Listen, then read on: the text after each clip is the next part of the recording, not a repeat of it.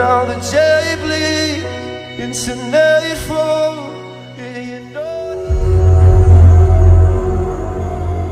Marahil marami sa inyo ay napanood na ang video clip na ito, na siguradong kabilang na sa mga pinaka-emotional na pangyayari sa kasaysayan ng musika. Sa huling parte ng kanyang konsyerto, nakakantahin niya na ang pinakasikat niyang kanta, ay naging kapansin-pansin na ang pagtindi ng abnormal na paggalaw ng iba't ibang parte ng kanyang katawan, at inamin ito sa kanyang mga fans na nawawala na din ang kanyang boses. Pero hindi naman naging hadlang ito para hindi niya ituloy na awitin ang kantang alam niyang gustong-gustong marinig ng kanyang mga tagahanga.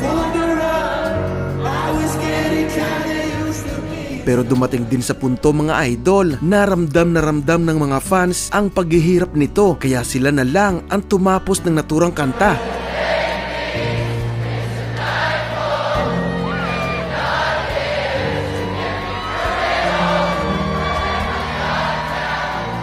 Sa mga hindi nakakaalam, mga idol, ay siya si Lewis Capaldi, ang tinatawag ng mga kritiko bilang lalaking version ni Adele. Siya lang naman, mga idol, ang pinakaunang music artist sa kasaysayan na nakasold out ng ticket sa loob lang ng 1 segundo at nakapuno ng mga arena nang hindi pa nakakapaglabas kahit isang studio album. Siya ang boses sa likod ng napakagandang mga awitin na tulad ng Someone You Love, Now the day bleeds into nightfall. Before You Go, Before you Forget Me, know I made you cry enough to know I crossed your mind. at iba pa, na kahit mayroon pa lang siyang 2 album ay nagawa na agad nitong maihilera ang sarili sa mga higanting pangalan sa music industry. At take note, mga idol, na ginawa niya yan sa panahon natin ngayon na mas lamang ang mga kabataang nahuhumaling sa tugtugan ng K-pop. Nagawa na nito agad na magkaroon ng 5 number 1 song sa UK at nagawa na ring hawakan ang number 1 ng Billboard 100 sa US. Nabigo man siyang masungkit ang isa sa pinakamalaking parangal sa Grammy na Song of the Year. Yung manominate ka pa lang doon, mga idol, ay tiyak na napakalaking karangalan na. Isa pa ay nakuha niya naman ang Song of the Year ng Brit Awards. Kumbaga masasabi natin, mga idol, na sobrang ganda ng simula na ito para sa isang recording artist, at maaari nating sabihin na napakaliwanag ng future ni Lewis sa music industry. May malakas na karisma, may kakayahang sumulat ng mga meaningful na kanta, at may boses na sobrang ganda. Pero tulad ng nakikita nyo, mga idol, humahad lang sa lahat ng pangarap nito ang kanyang kalusugan. Ano nga ba ang nangyari sa kanya? Halika't ating kilalanin si Lewis Capaldi, ang isa sa mga music artist na magpapatunay na hindi puro basura ang musika ng bagong henerasyon. Pero bago ang lahat ay inaanyayahan muna kitang mag-subscribe at i-click ang notification bell para lagi kang updated sa mga bago nating uploads. Paki-like na rin itong video bilang suporta sa ating channel. Maraming salamat, mga idol. Si Lewis Capaldi ay ipinanganak sa Glasgow, Scotland noong October 7, 1996. Tinatawag siyang Ops Baby, Immaculate Conception, at masasabing bunga ng pagkakamali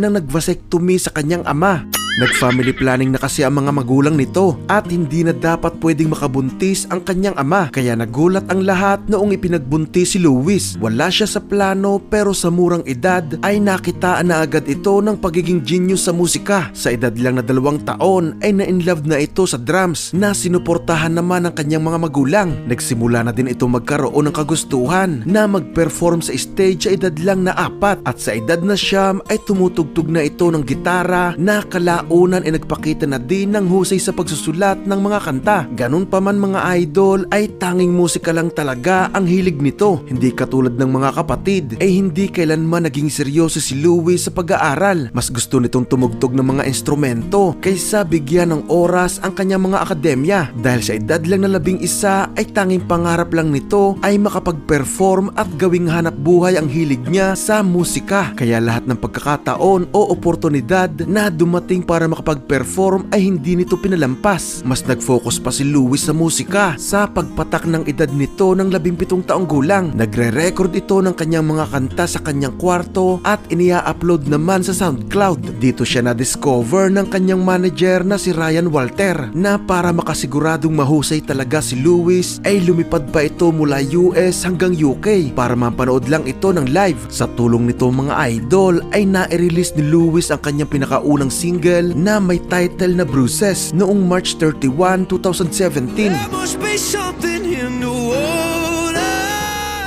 na nagbigay sa kanya ng titulo na pinakamabilis na unsigned artist na nakaabot ng milyon-milyon na plays sa Spotify. Ito rin ang nagbukas ng oportunidad kay Lewis na makapirma ng kontrata sa Virgin AMI Records at Capitol Records, kung saan ay nakapag-release ito ng pinakaunang extended play na Bloom noong October 20, 2017. At dito pa lang ay alam na ni Lewis na may maganda siyang future sa musika, kaya mas nag-focus ito at pinasok ang lahat ng oportunidad na dumating sa kanya, maliit man yan o malaki. At isa sa mga pinakanakatulong kay Lewis para makakuha ng fanbase ay noong maimbitahan ito ng mga sikat na music artist tulad ni Sam Smith at dating miyembro ng boy band na One Direction na si Niall Horan para makasama sa kanya-kanyang tours ng mga ito. At hindi rin naman nagtagal ay nagkaroon nga ng kakayahan si Lewis na makapagsagawa ng kanyang sariling tours. Pagpasok ng taong 2019 ay mas nagbunga pa ang lahat ng kanyang pagod at dedikasyon dahil biglang sumabog ang kasikatan sa Europe,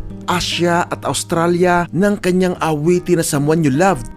Pumasok ito sa itaas ng mga music charts ng may 29 na mga bansa. Kasama na nga dyan ang pinakatuktok ng Billboard 100 sa US at UK single charts, kung saan ay tumigil pa nga ito sa number 1 ng 7 linggo. At bago pa man ma-release ang debut album nito na Divinely Uninspired to a Hellish Extent noong May 17, 2019 ay nakapuno na agad ito ng isang arena at parang minagic na basta na lang naglaho ang mga tickets ng konsyerto nito dahil nabenta ito agad sa loob lang ng isang segundo. Nagawang pumasok sa number 20 ng Billboard 200 ang album ni Lewis, samantalang number 1 naman ito sa UK, kung saan ay ito pa nga ang naging best-selling album ng 2019 at 2020. Sa sobrang tagumpay na ito mga idol ay ginawan pa nila ito ng extended edition kung saan naman nila ipinasok ang kantang Before You Go na muling nag number 1 sa UK. Before you go.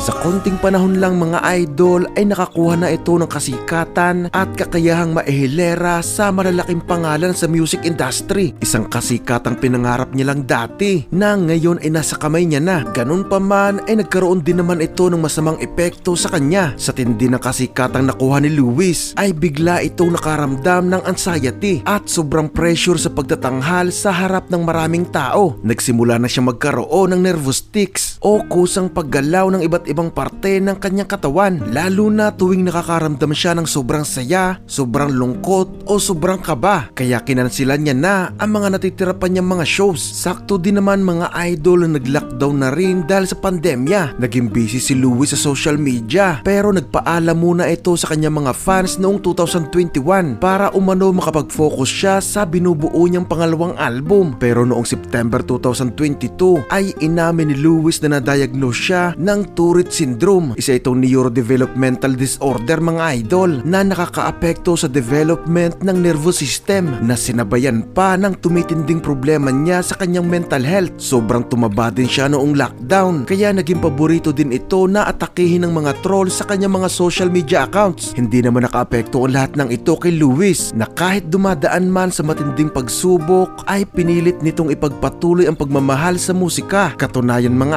idol ay natapos at naging sobrang successful ng kanyang pangalawang album na Broken by Desire to be Heavenly Sent na inirelease nito lang May 19, 2023. Naglaman ito ng 3 singles na naging number 1 sa UK, ang Forget Me, Pointless at Wish You the Best. Pero ika nga mga idol na kahit ano pa ang dedikasyon at pagmamahal natin sa ating ginagawa ay mahirap pa ring ipilit at wala tayong magagawa kung ang pipigil sa atin ay mismong kalusugan na natin. Sinubukan pa magkonsyerto ni Lewis nito lang June 2023 sa Glastonbury Festival sa UK pero umatake na ang kanyang karamdaman sa huling 2 niyang awitin na natapos nga lang dahil sa tulong ng kanyang mga fans.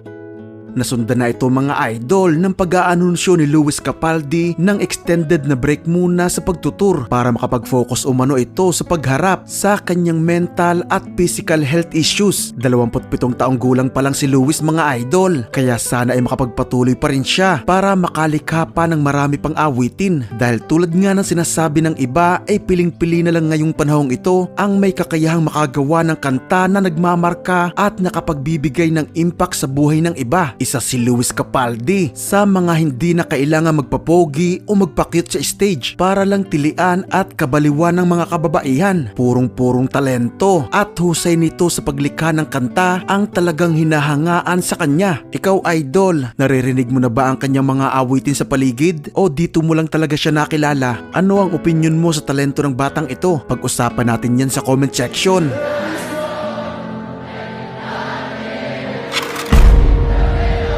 Nagustuhan mo ba ang video natin ngayon? Kung oo, ay huwag mong kakalimutang mag-subscribe at i-click ang notification bell para lagi kang updated sa mga bagong kwento na tatalakay sa mga paborito mong banda. Pakilike na rin itong video bilang suporta sa ating channel. Maraming salamat sa inyong panonood.